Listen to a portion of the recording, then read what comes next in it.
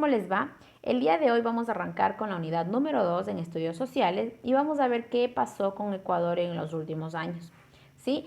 Recuerden que Ecuador tuvo muchos inconvenientes, lo del auge bananero, lo del boom petrolero, ¿verdad? Entonces Ecuador en 1979 retornó a la democracia. El mundo tenía una crisis mundial por el auge petrolero, por los problemas que habían, ¿verdad? Entonces, desde aquel problema, los gobiernos se enfrentaron y también enfrentaron serios problemas, como la caída de precios, los productos de exportación, la inflación, el aumento de la deuda externa que tenía Ecuador y muchos otros problemas. ¿Qué hicieron para solventar la situación? Pues aplicaron políticas de ajuste, como por ejemplo, elevación de los precios de combustible, los servicios públicos, los despidos y las devaluaciones. Y esto causó mucha pobreza al Ecuador. Entonces, chicos, en esta época se realizaron grandes cambios. Y en la década de 1970, en América Latina se dieron una serie de luchas y muchos cambios influenciados por la Revolución Cubana. Esto fue el mayor triunfo del comunismo en Latinoamérica. Para evitar la expansión y todas estas luchas, Estados Unidos intervino en la política de Latinoamérica y fomentó que las Fuerzas Armadas de los diferentes países accedieran al poder mediante golpes de Estado. Entonces fue que se crearon las dictaduras militares del Cono Sur. ¿Qué significa el Cono Sur? Pues corresponde al área que es como una gran península en el sur del continente americano.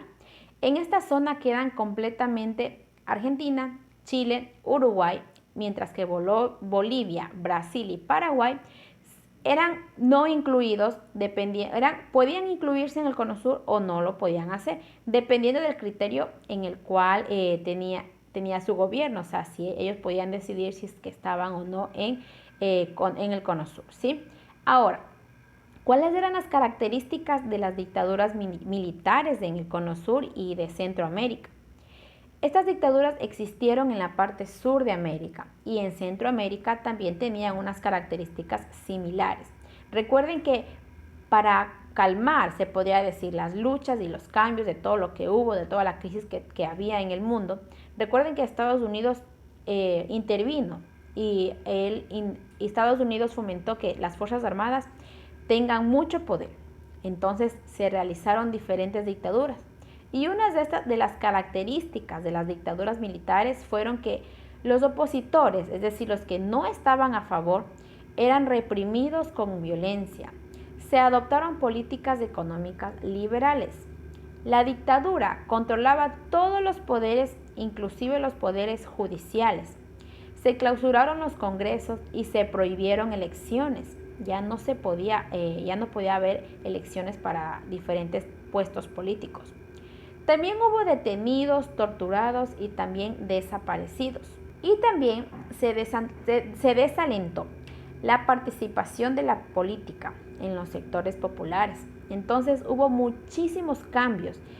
Ahora, ¿ustedes creen que estuvo bien que los militares intervengan, que las Fuerzas Armadas intervengan aquí?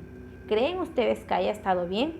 ¿Creen ustedes que esto de que hayan sido reprimidos, que haya habido torturaciones, que haya desaparecidos, esté muy bien?